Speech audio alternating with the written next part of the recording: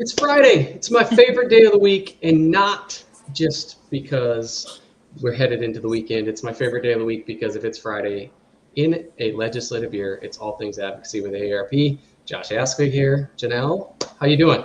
It's Valentine's Day, and I forgot to wear my red jacket, and I got trouble from a lot of legislators for not wearing my red jacket today.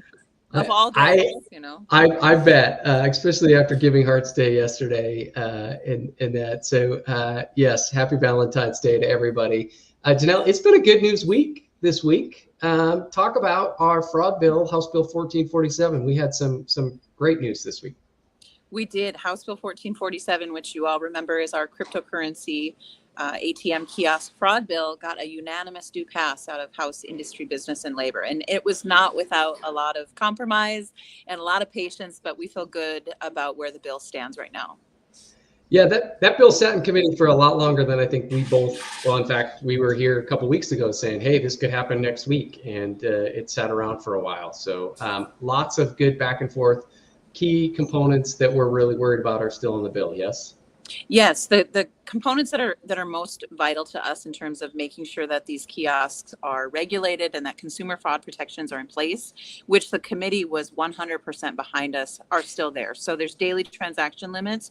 So it really limits how much you can put into those kiosks, which is a key component of that bill. We did have to give a little bit in terms of the receipts. There's some language in there about both a digital as well as a printed receipt. The two things that we were able to that we didn't keep in the bill was related to fee caps as well as refunds. But what's great about a legislative process is that it is a process. We were able to compromise and make sure that key components that we wanted still in the bill related to consumer fraud protections are there.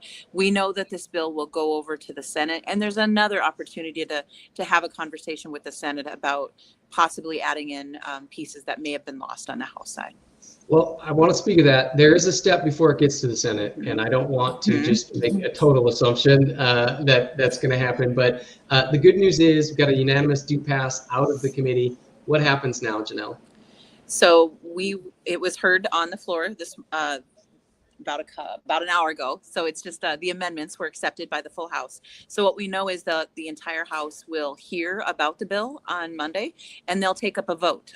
So no, nothing is ever done until it's completely done, right? You don't count don't you count your chickens before they hatch? I think that's where we're at right now in the process. So yes.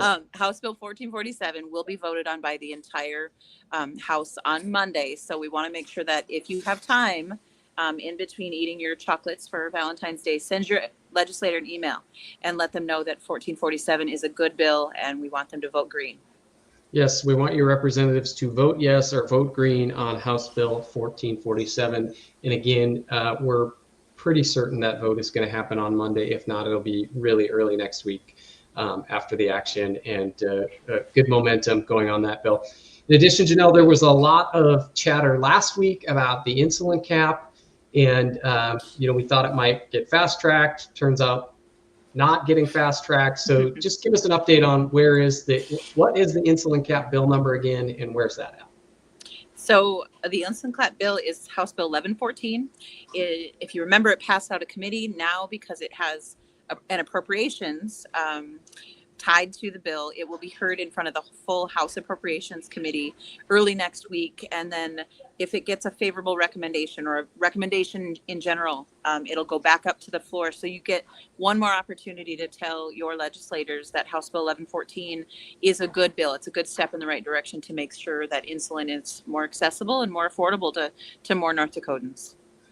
Yeah, absolutely. And I know you've been busy. You're obviously still at the Capitol on a Friday afternoon, which is why we're doing this in a different location. Been watching some of our housing stuff, some of the property tax stuff as well. We'll have more on that in upcoming All Things Advocacy. Janelle, if folks want to learn more or understand what our priorities are, where can they go? One stop shop is aarp.org/ND advocacy. We are 10 days from crossover, so things are going to get pretty punchy and pretty busy, and they're going to be working all hours of the day to get all of the bills that remain out before crossover. Yeah, stay tuned in the next couple of weeks. As Janelle said, 10 days before they get to the halfway point of the North Dakota legislative session. And so as things happen, if we need quick action, stay tuned and stay prepared. We may pop on here and do some live updates, and certainly keep track of your emails. And as always, arp.org/ND-advocacy. So Janelle, anything else you want to touch on? No, just stay tuned. More to come. Awesome. Well, it's been a Friday. It is a Friday, and it's been another All Things Advocacy with AARP North Dakota. See you soon.